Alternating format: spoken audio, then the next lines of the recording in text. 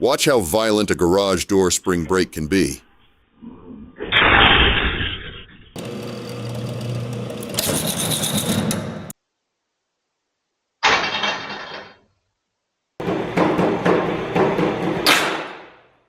That loud explosion you're hearing?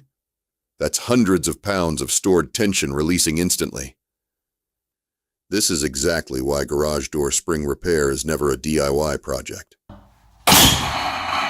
Trying to adjust, remove, or replace a spring without the proper tools and training can cause serious injury in seconds. If your garage door suddenly won't open, feels unusually heavy, or you heard a loud bang like this, stop using it immediately. Have it inspected by a trained garage door technician.